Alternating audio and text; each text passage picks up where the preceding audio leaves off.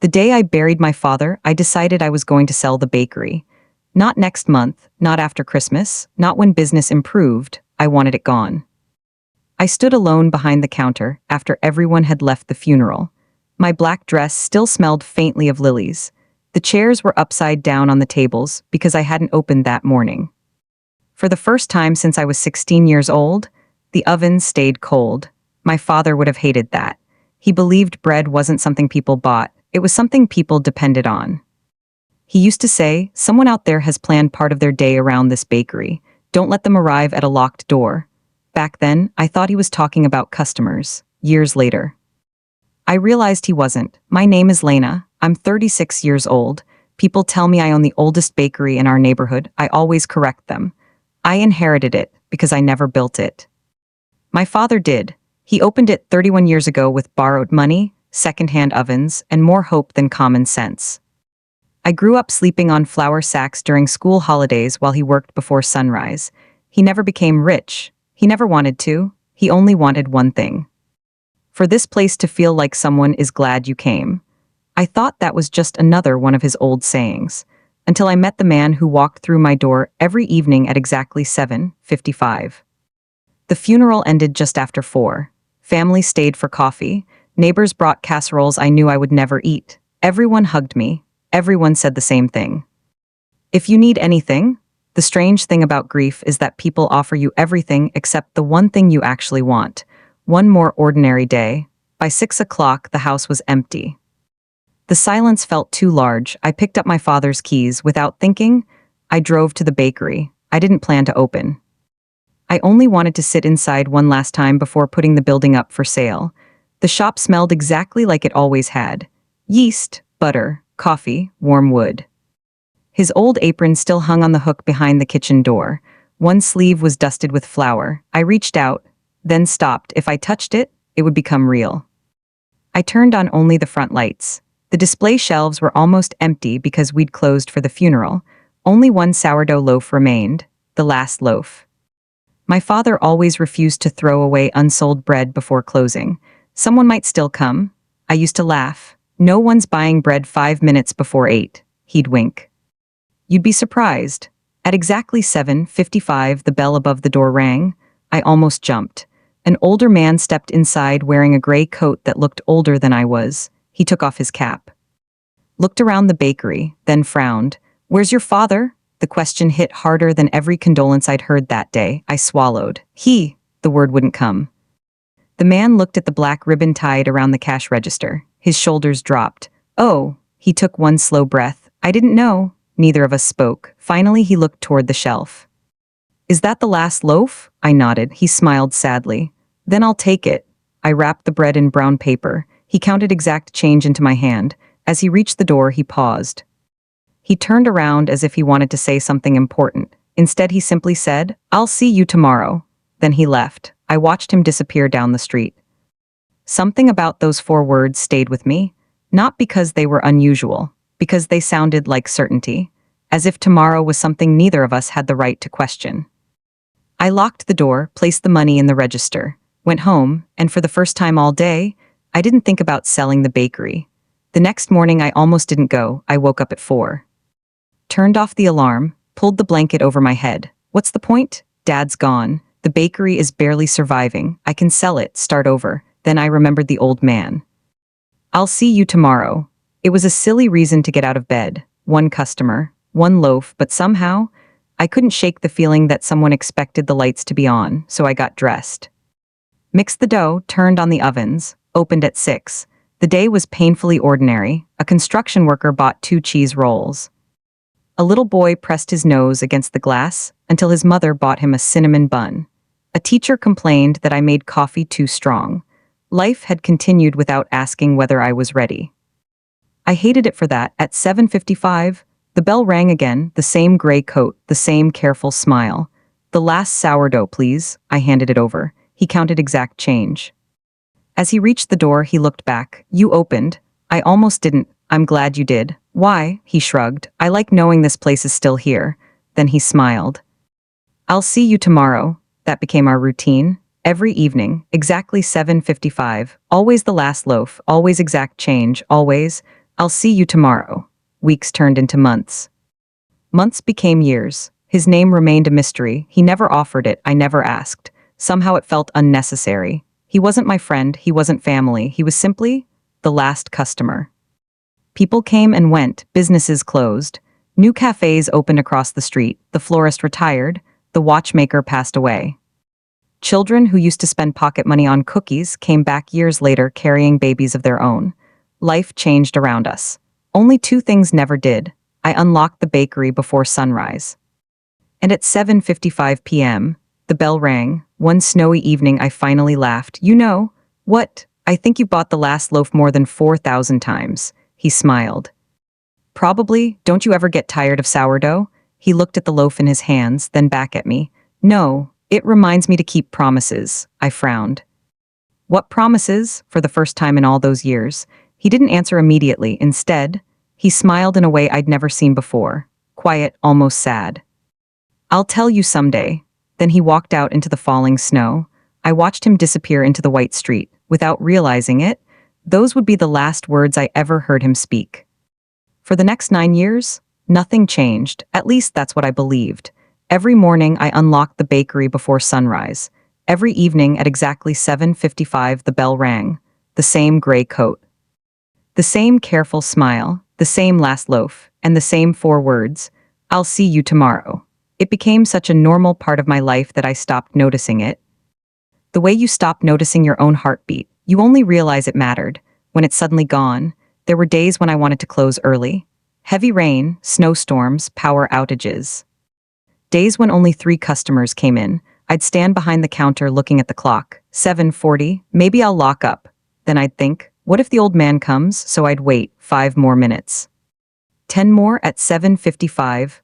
The bell always rang. Sometimes I wondered if he somehow knew I was about to give up.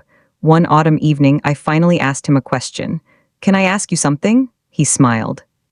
You just did. I laughed for the first time in weeks. Fair enough. Why always the last loaf? You could come any time. He looked at the bread, then back at me. It has to be the last one. Why? He smiled gently. Because if there's still one loaf left, I know you haven't closed. I frowned. That's important? He nodded once. Very. Before I could ask anything else, he picked up the loaf. I'll see you tomorrow, and left. That answer stayed with me for days. It didn't make sense. Why would he care whether I closed at 7:45 or 8:00? He was just a customer, wasn't he? One spring afternoon, Maya walked into the kitchen holding a newspaper. You're famous, I laughed. I burned the croissants again? She rolled her eyes. The city wants to feature old family businesses. They're interviewing you, I shrugged. They should interview someone interesting. She looked around the bakery. You know, I think people come here because of you. I shook my head. No, they come because Dad built this place. She didn't argue. She simply looked toward the front window. No, they stay because you kept it alive. I wanted to believe her. I couldn't. Years passed. The bakery survived.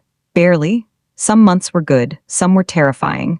There were nights I sat on the kitchen floor adding numbers over and over if I sold the building. I'd have enough money to start over somewhere else. A normal job, normal hours, weekends off, no more waking at 4 in the morning. Every time I came close to making that decision. The bell rang at 7:55, and somehow, selling the bakery could always wait one more day. Then came Tuesday, a completely ordinary Tuesday. The weather forecast promised sunshine. Children laughed outside after school. Someone left a bicycle leaning against my front wall. Nothing warned me that routines sometimes end without saying goodbye. At 7:55, I looked toward the door. Nothing, I smiled. Traffic. At 7:57, still nothing. By 8:00, the bakery was empty. The last loaf sat untouched for the first time in nearly a decade. He hadn't come the next evening. I baked an extra loaf just in case. The bell never rang. The evening after that, nothing. A week passed. The empty space where he always stood began to hurt, not because I knew him well. Because I suddenly realized how much of my life had quietly been built around his arrival. Finally, Maya said, go find him. I don't even know his name. She opened an old customer notebook we'd stopped using years ago. I think you do, near the bottom of one page. Written in faded blue ink was a name, Arthur Hale. I stared at it. 9 years, thousands of conversations, and I'd only just learned his name. His house was less than 15 minutes away. A small brick home with white curtains. The mailbox overflowed with unopened letters. A for sale sign leaned against the fence but hadn't been planted yet. I knocked. No answer. I knocked again. An elderly woman from next door stepped outside. "Are you from the bakery?" My heart sank. "You know me?" She smiled sadly. "Arthur talked about you almost every evening."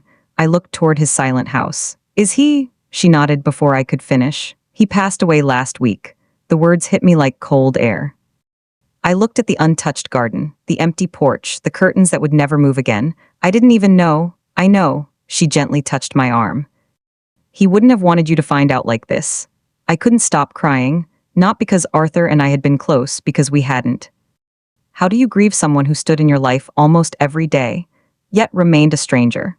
The neighbor disappeared inside and returned carrying a small wooden box. "He left this for you." "For me?" he said. She smiled through tears. "You'd come eventually." Inside the box was every receipt from my bakery, carefully folded, organized by year. 9 years of bread, 9 years of ordinary evenings. Beneath them lay an envelope. Across the front, in neat handwriting, he had written only 4 words: "For tomorrow's last loaf." My hands began to shake. I looked at the neighbor. "What is this?" she whispered. "I think it's the answer to the question you asked him." "What question?" "Why he always bought the last loaf." I couldn't breathe. Slowly I opened the envelope. My hands were shaking so badly that I almost tore the envelope. For a long moment, I couldn't bring myself to open it. It felt wrong. As if reading his last words would make his absence permanent, the neighbor gently said, "You should read it here." So I sat down on Arthur's old porch. The porch where he had probably tied his shoes before walking to my bakery every evening. The porch where, without knowing it, he had begun thousands of journeys that would quietly save my life. I unfolded the letter. "Lena, if you're reading this, then I finally missed 7:55. I'm sorry." I smiled through tears. Even now, he was apologizing for being late. The letter continued. "You'll probably spend weeks wondering why I bought the last loaf every evening. The truth is, I almost never needed the bread." I frowned. My heartbeat quickened. 10 years ago, your father knocked on my door. We barely knew each other. He looked tired, much older than he should have. He told me his heart was failing. I stopped reading. The neighbor quietly looked away. She already knew. I didn't. My father had never told me. I kept reading. "He asked me for a strange favor," he said. "After I'm gone, she'll try to sell the bakery. She thinks she's strong. But she only knows how to keep going when someone needs her. If she believes even one person is counting on her every evening, she'll unlock those doors tomorrow." My vision blurred. The words dissolved behind tears. Arthur continued. I laughed. I asked him why one old man buying bread would matter. Your father smiled. Then he said something that changed my life too. People don't keep living because life gets easier. They keep living because someone quietly expects them to show up tomorrow. I covered my mouth. I could hear my father's voice saying those words. I could almost see him smiling. The letter went on. "The morning after his funeral, I almost didn't come. I thought you'd close." Then I remembered my promise. When I walked through the door and saw the lights on, I knew your father had been right. Every memory came rushing back. The rainy evenings, the snowstorms. The nights I wanted to close early. The nights I stayed open, because one customer might still come. I had always believed I was making a sacrifice. I wasn't. Someone else had been making one for me. I read the next page. Some winters my knees hurt so badly I had to stop 3 times on the walk. Some evenings I wasn't hungry at all. Some days my doctor told me to stay home, but a promise is still a promise when nobody is watching. Tears rolled onto the paper. Then came the sentence that broke me. "You once apologized because the bread had gone cold while I was talking. You thought you had disappointed me."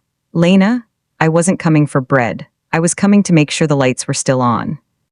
I couldn't breathe. For 10 years, I had thanked him for being a loyal customer. He had never been my customer. He had been my father's final act of love. The last page was shorter.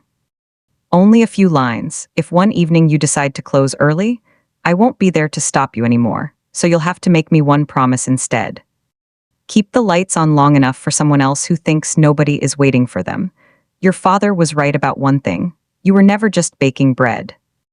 You were giving people one ordinary place that never gave up on tomorrow. Thank you for keeping your side of a promise you never knew you made." Arthur, I don't remember how long I sat on that porch. Maybe an hour, maybe until sunset when I finally stood. The neighbor asked quietly, "Are you all right?" I looked at Arthur's front door. Then at the bakery, just visible at the end of the street. For the first time, I understood why he had always smiled before saying, "I'll see you tomorrow." He wasn't making conversation. He was leaving me a reason to open the doors again. The next morning, I unlocked the bakery at 6. Everything looked the same: the flour, the old oven, the faded wooden shelves. But I wasn't the same woman who had locked the door the night before. At 7:45 p.m., I looked at the last loaf. At 7:50, no one had come. At 7:55, the bell stayed silent. My chest tightened. Then, at 7:58, the bell rang. A teenage boy stepped inside. He looked embarrassed. "I'm sorry. Are you closed?" "Not yet." He pointed at the shelf. "Is that the last loaf?" "It is." He searched his pockets, counted a few coins. His face fell. "I don't have enough." He quietly placed the coins back into his pocket. "It's okay. I'll come tomorrow." He turned toward the door. Without thinking, I picked up the loaf. "Wait." He looked back. I handed it to him. "It's yours." He shook his head. "I can't pay." "I know." He hesitated. "Why?" I smiled. "Because someone taught me that keeping the lights on matters more than selling the last loaf." The boy held the warm bread against his chest. His eyes filled with tears. "My mom." He stopped. Then whispered, "She hasn't eaten since yesterday." He thanked me and hurried out into the evening. I stood there, unable to move, for the first time. I understood exactly what my father and Arthur had spent 10 years trying to teach me. The bakery had never survived because people needed bread. It survived because people needed to believe that somewhere, no matter how hard the day had been, one warm light would still be waiting. Every evening now, I still leave one loaf on the shelf until the very last minute. Some nights someone buys it. Some nights I give it away. Some nights no one comes, but I always wait. Because I no longer measure my day by how much bread I sell. I measure it by whether I gave someone one more reason to believe tomorrow is worth showing up for. And every time I lock the door, I still whisper into the quiet bakery, "I'll see you tomorrow." Because now I know, sometimes the simplest promise isn't made to the person who hears it. It's made to the person who needs to keep believing tomorrow will come. If this story stayed with you, don't wait for tomorrow to tell someone they matter. Call them, visit them. Be there while you still can. And if you believe stories like this deserve to be shared, please like, subscribe, and join me for another unforgettable journey. Red.